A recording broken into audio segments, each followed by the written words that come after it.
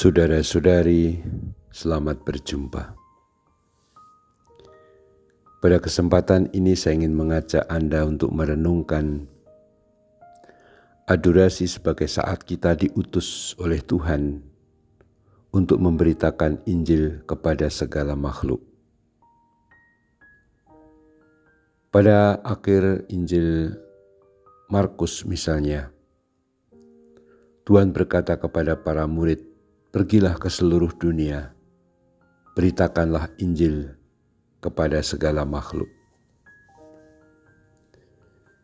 Yang menarik bagi saya adalah bagaimana para murid tidak sangat meyakinkan pada waktu itu, ketika mereka masih bingung dan heran bahwa Tuhan Yesus bangkit. Itu tampak misalnya bagaimana Yesus dikatakan akhirnya Yesus menampakkan diri kepada ke-11 orang itu ketika mereka sedang makan. Yesus mencela ketidakpercayaan dan kedegilan hati mereka. Oleh karena mereka tidak percaya kepada orang-orang yang telah melihat Dia sesudah kebangkitannya. Jadi sampai pada tahap itu, para murid tidak meyakinkan mengenai kepercayaannya bahwa Yesus Tuhan kita benar-benar bangkit.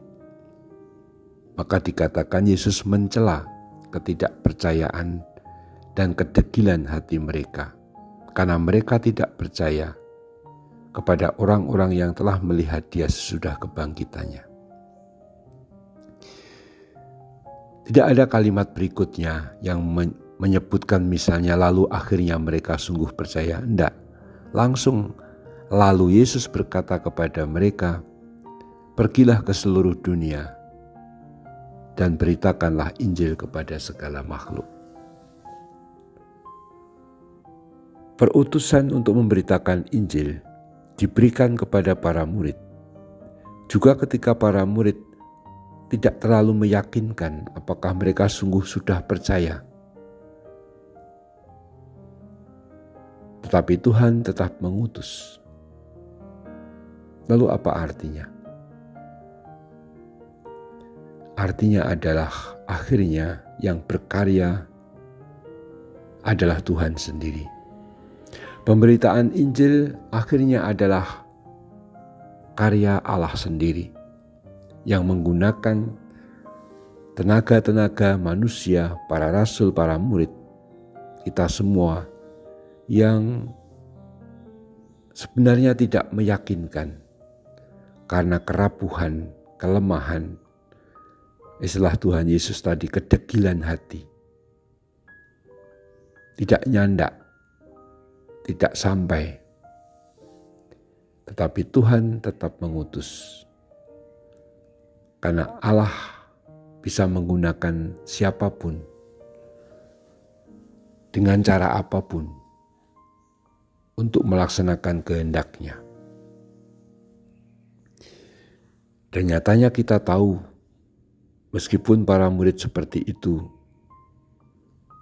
pewartaan Injil berjalan dengan baik sampai pada hari ini, sampai pada detik ini, kita masih hidup dalam iman Kristiani berkat pewartaan para rasul dan murid-murid Yesus yang pertama dan selanjutnya. Adorasi menjadi saat yang bagus untuk merenungkan betapa kita-kita yang diutus untuk memberitakan Injil adalah orang-orang yang tidak meyakinkan. Kita sendiri terkadang begitu lemah, rapuh, tidak paham. Lain kali kita juga tidak terlalu sehat. Kita kekurangan ide, kita nggak punya kreativitas. Bagaimana caranya agar orang lain percaya kepada Tuhan Yesus? Kita mengalami sendiri keterbatasan-keterbatasan tersebut. Kita percaya Yesus Tuhan bangkit. Tapi kita tidak terdukung atau tidak didukung oleh kemampuan-kemampuan manusiawi yang meyakinkan. Sebagai orang-orang yang lemah posisinya, sebagai orang-orang yang biasa-biasa saja pendidikannya, sebagai orang yang tidak punya pengaruh dalam masyarakat. Tapi Tuhan mengatakan, pergilah ke seluruh dunia, beritakanlah Injil kepada segala makhluk. Tuhan pasti tahu dengan baik kelemahan kita, sebagaimana Tuhan tahu dengan baik kekurangan dan keterbatasan para rasul dan para murid pertama dahulu ketika diutus Tuhan yang bangkit. Di hadapan Tuhan semuanya menjadi jelas karena tidak ada yang tertutup pada matanya. Dan dia melihat ke depan bahwa akhirnya karya Tuhan itulah yang mengagumkan. Justru ketika menggunakan orang-orang yang serba terbatas seperti kita, pewartaan Injil tetap berjalan dimanapun dan dengan cara apapun. Kadang dengan kejutan-kejutan, tapi semuanya mengabdi agar Injil ini diwartakan. Termasuk dalam hal ini adalah adorasi. Kita mungkin berpikir, adorasi bagaimana memberitakan Injil? Karena kita tidak omong kepada orang-orang. Memberitakan Injil jangan hanya dipahami sebagai orang yang berkoar-koar di media massa atau di pasar atau di tempat ramai untuk mengatakan bertobatlah, percayalah kepada Injil, bukan. Tetapi doa dalam keheningan memohon kekuatan Tuhan agar kita dan semua orang, entah posisinya di mana dan apapun kebisaannya atau kemampuannya, tetap mewartakan diri Tuhan sebagai saksi Kristus di tengah masyarakat, agar orang mengenal cintanya, kasih Tuhan Yesus yang mau menderita dan wafat bagi keselamatan umat manusia.